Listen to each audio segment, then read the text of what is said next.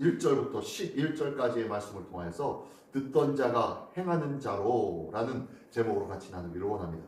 오늘 본문의 말씀 속에서는요, 예수님은 어부였던 시몬, 나중에 베드로였죠. 이 시몬에게 만선의 기쁨을, 만선의 기적을 보여주십니다. 그리고 당신의 귀한 제자로 불러주시는데요. 그 부르심 앞에 베드로는 모든 것들을 버려두고 예수님을 따르는 모습이 오늘 본문에 나오는데, 그 말씀을 통해서 오늘도 우리 주님의 인도하심을 받는 우리 모두가 되시기를 예수님의 이름으로 축원합니다. 오늘 예수님께서 어떤 일이 있었습니까? 게네사렛 호숫가, 게네사렛 호숫가, 거기가 어디죠? 갈릴리 호수, 갈릴리 바다라고 했던 호수죠. 민물입니다. 여기는요. 왜 바다라고 했냐면 그만큼 크고 넓었기 때문에 바다라고 칭했습니다. 또한 이 이스라엘에는 호수라는 단어를 쓰지 않았어요. 물이 많이 담겨져 있는 것을 가리켜서 바다라고 칭했습니다. 물이 많아지면요, 무조건 다 바다예요. 그래서 성전에 성소로 들어가기 바로 앞에 뭐가 있습니까? 물두멍이 있죠. 물두멍이 큰 그릇에, 큰 녹그릇에 물이 가득 담아져 있습니다. 그러면 거기에서 물을 떠서 제사장들의 손과 발을 씻기도 하였는데, 이 큰 그릇에 물이 가득 담아 있었는데, 이 큰 그릇을 가리켜서 뭐라고 불렀냐면 바다라고 불렀습니다. 이렇게 이스라엘에는요, 이 호수라는 단어가 아니라 바다라는 단어가 바로 큰 많은 양의 물을 가리켜서 바다라고 칭했습니다. 그래서 게네사렛 호숫가라고 하기보다는 갈릴리 바다라고도 칭했었죠. 어쨌든 이 게네사렛 호숫가에 서서 예수님께서 말씀을 전해 주십니다. 근데요, 보니까 말씀을 그냥 전해 주시는 게 아니라 보니까 그 호숫가에 배 두 척이 있는데, 그 배 두 척 옆에서 이 시몬이라는 자가 어부들이 밤새도록 고기를 잡고 나와가지고 어떻게 해요? 그물을 치으며 그물을 정리하고 있는 거예요. 그러니까 배에 띄어져 있는 배 위에 올라가서 예수님께서 뭐라고 합니까? 이 배 좀 멀리 좀 띄워주지 않겠느냐라고 하면서 배를 호숫가 바깥으로 좀 밀어서 바깥쪽으로 밀어내고, 그리고 많은 사람들을 이 호숫가 근처에다가 앉게 한 거예요. 그리고 예수님은 바다에 띄어져 있는 그 배 위에서 말씀을 전하신 거죠. 그 배가 바로 누구의 배다? 시몬의 배, 베드로의 배였습니다. 이 베드로의 배에서 올라가지고 좀 띄우자고 하니까 아마 시몬이 그 배를 조정해가지고 바깥으로 띄워놨겠죠. 그리고 그 배 위에 앉아서 예수님께서 저 해변을 향하여서 말씀을 전하는 그 광경을 옆에서 처음부터 끝까지 지켜보고 있었을 거예요. 그런 중에 예수님께서 다 끝났어요. 말씀을 다 끝내셨어요. 끝내시고 난 다음에 이 예수님께서 갑자기 돌이켜서 이 시몬에게 이야기합니다. 뭐라고요? 깊은 데로 가서 그물을 내려 고기를 잡아라 라고 하니까 이 베드로가 깜짝 놀란 거예요. 아니 선생님, 저희가 지금 그물을 바깥에서 다 씻었잖아요. 그물 정리까지 다 끝냈잖아요.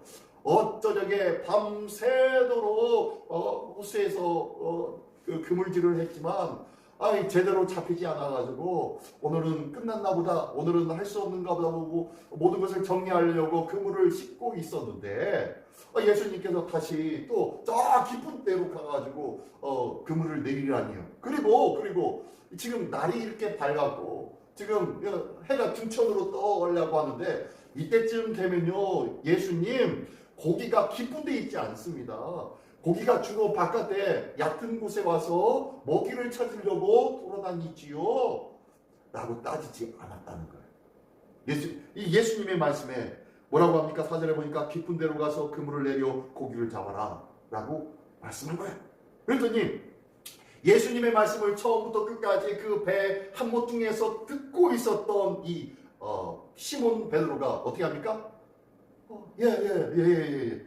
내 생각과 내 판단을 이야기하지 않냐고, 저희가 밤이 새도록 수고하여서 하나도 잡은 것 없지만 예수님이 그렇게 말씀하시니까 그 말씀을 따라서 그물을 내리지요 라고 하면서 그물 배 위에 실려 있는 그물을 정리해 가지고 깊은 곳으로 갑니다. 그리고 그곳에서 그물을 내립니다.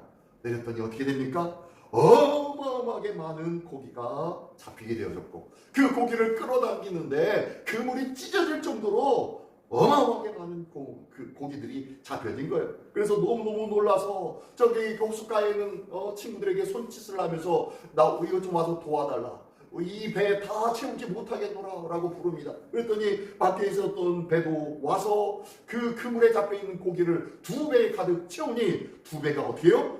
체험에 잠기게 되었더라. 네? 정말로 배가 잠길 정도로 철철철 할 정도로 가득가득 배에 고기를 잡았다라고 말씀하고 있는 거예요. 우리가 잘 알고 있는 내용이죠. 이 시몬 베드로는요, 지난 밤에 일과를 마치고 얼마나 피곤했을까요? 그리고 얼마나 허탈하고 허망한 마음이 있었을까요?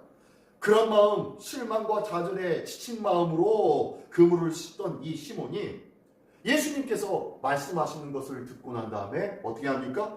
다시 한번 용기를 가진 거예요. 실망과 좌절이 있었던 자가 말씀을 들으니까 어떻게 되는 거예요? 그 말씀을 믿고 싶어요. 그 말씀을 의지하고 싶은 거예요.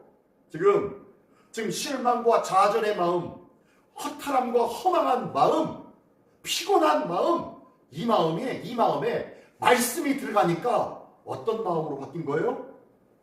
가난하고 낮은 자의 마음으로 바뀌어진 거라는 거예요. 가난하고 낮은 자는 뭐합니까?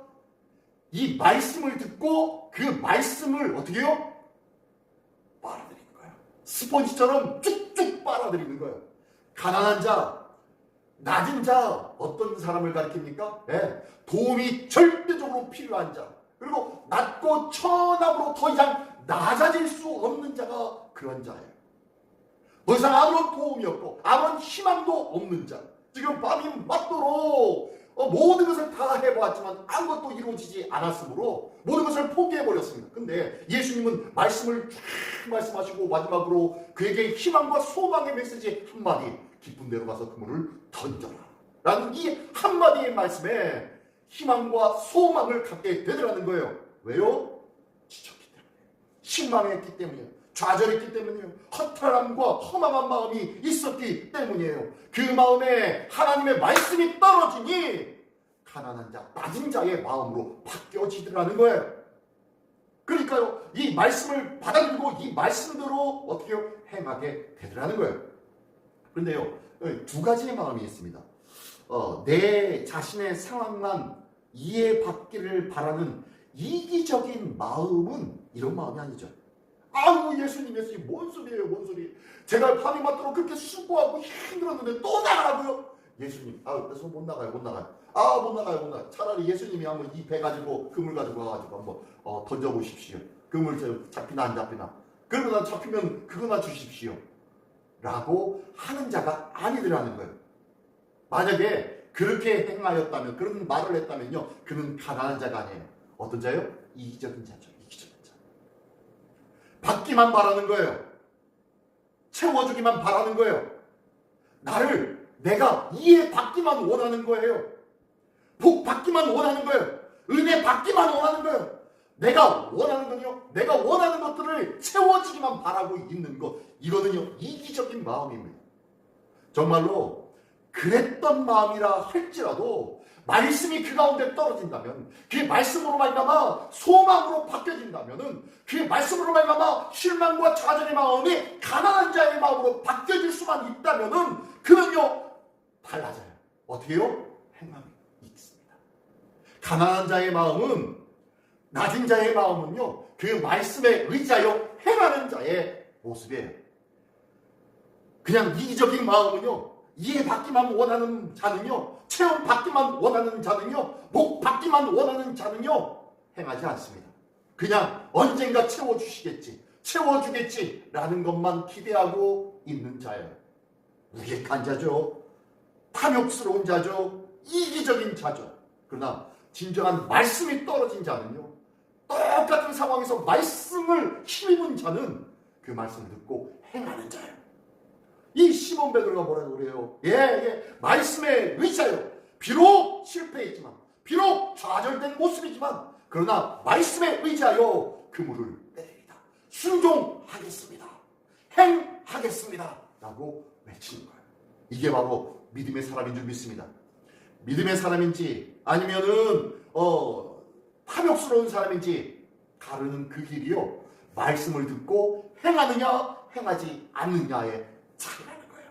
이 베드로는 말씀을 듣고 행하였기에 가난한 마음으로 주님께서 채워주셨고, 그 체험으로 말미암아 풍성함을 누릴 수 있고 경험을 할 수 있었던 자가 바로 이 베드로였다는 것을 기억하십시오. 시몬 베드로의 경험과 상식으로는 어처구니 없는 말을 예수님이 하고 있었어요. 필요도 없는 말, 전혀 앞뒤가 맞지 않는 말, 이성적으로 이해되지 않는 말일지도 몰라요. 근데 이렇게 이성적으로 생각하지 않고 내 경험으로 생각하지 않고 그저 말씀에만 의지했다는 거예요. 이 말씀으로 의지하여 행하였더니 놀라운 역사가 나타나더라는 거예요. 그리고 작은 것이 힘이 많아 그물이 찢어질 정도, 많은 사람들이 보고 놀랄 정도였습니다. 그런데 이제 이런 상황 속에서 이 베드로가 하는 말을 보십시오. 베드로가 하는 행동을 보십시오. 8절에 보니까요. 8절에 보니까 시몬 베드로가 이를 보고 이 모든 것이 이제 잡혀진 것, 그리고 두 배 꽉 차버린 것, 이것을 보고 예수님 앞에 이렇게 얘기합니다. 예수의 무릎 아래에 엎드려 이르되 주여 나를 떠나소서 나는 죄인이로소이다 라고 고백합니다. 하나님 앞에 말씀에 순종하여서 하나님 앞에 놀라운 역사를 경험한 자가 어떻게 해요? 하나님 앞에 영광 돌리며 하나님을 찬양하며 하나님 감사합니다, 하나님 채워주시니 감사합니다, 찬양할 줄 알았는데요, 찬양하지 않네요. 뭐예요 지금? 회개하더라는 거예요. 회개하더라는 거예요. 하나님의 역사를 보고 그것으로 인하여 기뻐하고 즐거워할 줄 알았는데 하나님 앞에 무릎을 꿇더라는 거예요.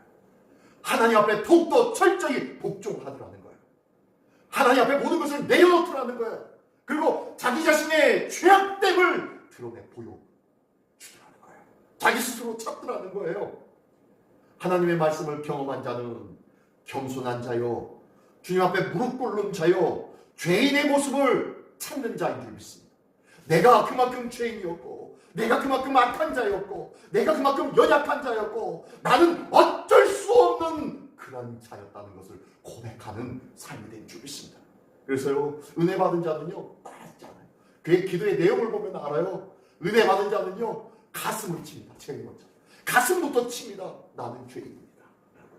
이게 바로 은혜 받은 자예요. 그러면서 9절부터 11절까지의 말씀에 보니까 이렇게 시몬 베드로가 그렇게 놀라운 기적과 표적에 말미암아 나는 죄인임을 고백하니까 이 9절에 어떤 일이 일어나요? 말씀의 역사에 이것을 지켜보고 있는 주변의 사람들도 놀랍니다. 나를 통하여서 하나님의 역사가 임하면 나뿐만 아니라 주변에 있는 사람들에게도 놀라운 영향력이 발휘되어질 줄 믿습니다. 나를 통하여 하나님 앞에 기도하고 간구하여 하나님의 역사가 나의 삶 속에 나타난다면요, 기억하십시오. 제일 먼저 나의 가족에게, 내 주변에 있는 사람들에게 영향력이 미쳐질 줄 믿습니다. 은혜가 흘러가게 될 줄 믿습니다. 하나님의 역사가 나타내 영향력이 발휘되어질 줄 믿습니다. 그게 바로 우리가 전도자의 사명을 감당하는 일인 줄 믿습니다. 시몬 베드로가 한 일은 뭡니까? 아무것도 없어요. 그저 예수님이 하라는 대로 그저 믿고 따르고 행하였더니 이런 놀라운 역사가 나타났고, 이것을 들은 누구요? 주변에 있던 사람들도 놀라고, 그리고 10절에 보니까 세베대의 아들로서 시몬의 동업자인 야고보와 요한도 놀랐습니다. 예, 누가요? 야고보와 요한이요. 베드로와 야고보와 요한, 예수님의 3대 제자 아닙니까? 예수님이 무슨 일만 있으면 이 세 명을 이끌고 가가지고 그 변화산상의 놀라운 은혜의 모습도 보여주었죠. 모세와 엘리야도 함께 있었던 것도 보여주고, 그리고 예수님께서 겟세마네 기도에서 산에서 기도할 때 이 세 명의 제자를 데리고 왔잖아요. 그 제자들이 어떻게 해요? 깜짝 놀랍니다. 같이 놀랍니다. 예수님은 그 놀라는 모습을 보면 뭐라고 합니까? 10절 하반절 보니까요, 이르시되 무서워하지 말라. 이제 후로는 네가 사람을 취하리라 라고 말씀합니다. 뭐예요? 네가 사람 낚는 어부가 되리라. 너희가 지금까지 너의 입을 위해서, 네 배를 위해서, 네 가족과 네 이기를 위해서, 너의 이익을 위하여서 살았던 자였지만 이제는 너의 이익이 아니라 많은 사람들 앞에 믿음의 영향력을 하나님 나라의 증거자로 살아가며 하나님의 놀라운 생명을 증거하며 나눠줄 자로 너는 살게 될 거야 라고 하며 뭘 주시는 거예요? 사명을 주시는 거예요. 하나님 앞에 무릎 꿇는 자, 하나님의 놀라운 역사를 경험한 자에게 예수님께서 주시는 것이 있었습니다. 뭐예요? 사명. 말씀을 듣는 자, 말씀을 듣고 행함으로 말미암아 놀라운 역사를 체험하는 자에게 하나님은 반드시 주시는 것이 있는데 뭐냐? 사명을 주십니다. 사명. 이 귀한 사명을 오늘도 받기를 원합니다. 오늘도 이 귀한 사명을 통하여서 하나님 앞에 서기를 원합니다. 예수님으로부터 이제 우리는 사람을 취하리라 라며 사명을 받은 이 베드로는요, 내 자신만 위하여 살았던 인생에서 이제 많은 인류를 위하여 하나님을 위하여 사는 인생으로 바뀌어지게 되었어요. 인생의 목적이 달라진 자가 되었다는 거예요. 무엇 때문에요? 즉각적인 순종으로, 말씀의 순종으로. 오늘도 그저 앉아서 아멘 아멘 아멘 입술로만 외치는 그러한 믿음이 아니라 말씀을 듣고 가슴에 새기며 그 말씀을 작정하며 행하는 삶을 통하여서 하나님으로부터 놀라운 은혜와 역사를 경험하며 놀라운 사명을 부여잡고 이제 내 자신만을 위하는 자가 아니요 세계와 열방을 위하여 하나님의 영광을 위하여 살아가는 더 큰 하나님의 백성으로 살아가는 우리 모두가 되시기를 예수님의 이름으로 축원합니다. 기도하겠습니다. 전능하신 주님 감사합니다. 오늘도 내 자신만을 위하여 살았던 인생이 세계와 열방을 위하여 하나님을 위하여 하나님의 영광을 위하여 살 수 있는 이유는 말씀에 대한 순종인 줄 믿사오니 오늘도 하나님의 거룩한 진리의 말씀을 늘 가슴에 새기며 그 말씀에 절대적인 순종의 삶을 통하여 세상 앞에 하나님의 거룩한 생명력의 영향력을 미칠 수 있는 은혜의 삶을 사는 자 되게 하여 주시옵소서. 모든 것에 모든 것이 되어 주시는 우리 주 예수 그리스도의 이름으로 감사드리며 기도드리옵나이다. 아멘.